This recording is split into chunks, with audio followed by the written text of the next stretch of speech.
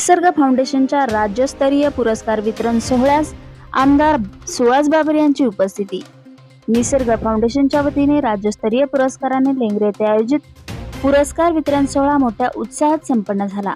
यावेळी आमदार सुहास बाबर, विटा नगरपालिकेच्या नगराध्यक्षा काजल मेहत्रे, जिल्हा परिषद सदस्य डॉक्टर शीतल बाबर, मनीषा बागल, श्रेयस उद्योग समूहाचे संस्थापक ॲडव्होकेट बाबासाहेब मुळी, शिवसेनेचे जिल्हा प्रमुख संजय विभुते, जिल्हा शल्य चिकित्सक डॉक्टर विक्रमसिंह कदम, प्राध्यापक संजय ठिगळे, माजी जिल्हा परिषद सदस्य फिरोज शेख, निसर्ग फाउंडेशनचे अध्यक्ष नितीन चंदनशिवे, सचिव नानासाहेब मंडलिक यांच्यासह मान्यवरांची प्रमुख उपस्थिती होती।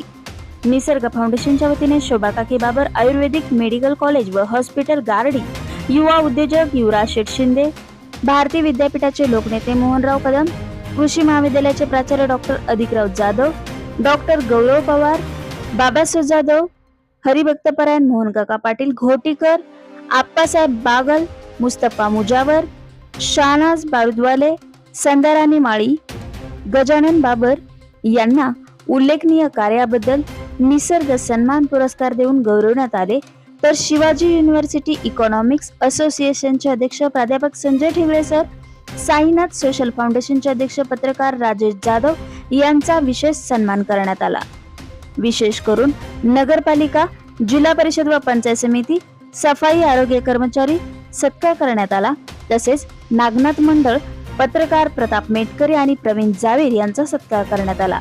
यावेळी बोलताना आमदार सुहास बाबर म्हणाले, लेंगरे येथे निसर्ग फाउंडेशन तर्फे आयोजित राज्यस्तरीय पुरस्कार वितरण सोहळ्यात विविध क्षेत्रात उल्लेखनीय व अतुलनीय कार्य करणाऱ्या मान्यवरांना सन्मानित करण्यात आले। त्यांच्या कार्याचा गौरव करून समाजापुढे एक आदर्श उभा केला। आजच्या बदलत्या काळात समाजाच्या सर्वांगीण प्रगतीसाठी शिक्षण, सामाजिक कार्य, आरोग्य, पर्यावरण, उद्योग अशा विविध क्षेत्रांमध्ये निस्वार्थपणे काम करणाऱ्या व्यक्तींचे योगदान अत्यंत महत्त्वाचे आहे। अशा कर्तृत्ववान व्यक्तींना एकाच व्यासपीठावर सन्मानित करण्याचे काम निसर्ग फाउंडेशनने केले असून हा उपक्रम निश्चितच प्रेरणादायी आणि कौतुकास्पद आहे।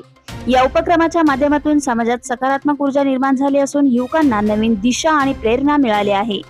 पुढील काळातही अशा उपक्रमांमुळे समाज घटक अधिक सक्षम, सजग आणि प्रगत होईल।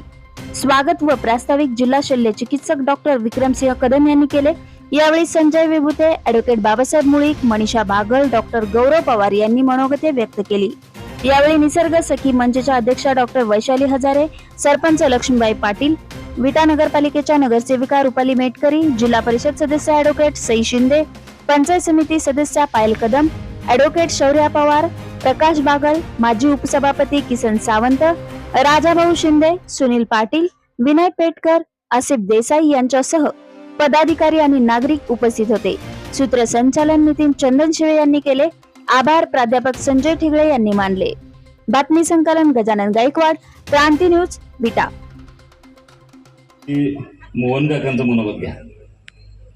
म्हणजे जर खरं ह्या पुरस्काराची माझी इच्छा आहे, कारण मला काही गोष्टी तुम्ही जे पुरस्कार देताना जे सिलेक्ट केलेले लोक आहेत, म्हणजे मला त्या ताईंचा अभिमान आहे की तुम्ही निरागस बेवारस लोकांचं तुम्ही त्या ठिकाणी दहनविधी पूर्ण करता।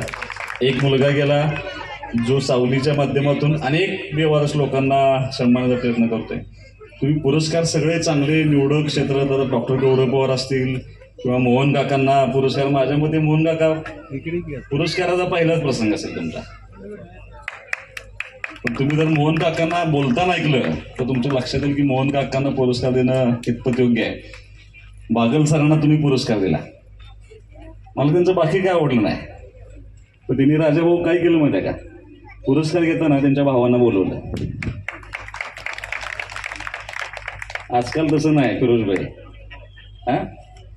तुझे सख्खे भाऊ नाहीत का, तू सगळ्याच गोष्टी श्रेय कसं काय घेतोय मला काय कळत। त्यामुळं तुम्ही पुरस्कार देत असताना अत्यंत चांगले, ज्यांचं खऱ्या अर्थानं समाजाच्या पुढं एक तुम्ही पुरस्कार देताना प्रातिनिधिक स्वरूपात जरी दिले, त्यांचं योगदान काय आहे समाजासाठी हे चांगल्या लोकांना तुम्ही देऊन ह्या ठिकाणी अत्यंत सन्मानजनक पुरस्कार केला। माझी खूप इच्छा आहे थांबण्याची, पण 2 दिवसात एका विशिष्ट कामांची यादी फायनल होणार आहे आणि मी जर आज नाही गेलो तर त्यात मतदारसंघ कुठं जर पाठीमागं राहायला नको, म्हणून मी आता सगळं माझं बाजूला ठेवून मला त्या ठिकाणी कसल्याही परिस्थितीत मिटिंगला मंत्री महोदयांना भेटलं पाहिजे, म्हणून मी अर्जंट सातारला आता जाणार आहे। त्यामुळे